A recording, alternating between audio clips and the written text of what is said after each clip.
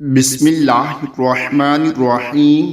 نبی اکرم صلی اللہ علیہ وآلہ وسلم مسجد میں تشریف لائے تو ایک آدمی کو دعا مانگتے ہوئے یہ کلمات پڑھتے سنا: اللہم لا الہ الا انت المنان بدیع السماوات والارض ذا الجلال والاکرام۔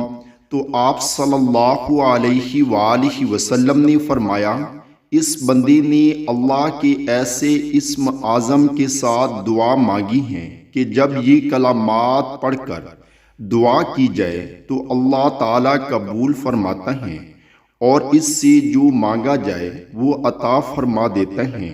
اللہ تعالی ہم سب کو بھی اس پر عمل کرنے کی توفیق عطا فرمائے، آمین۔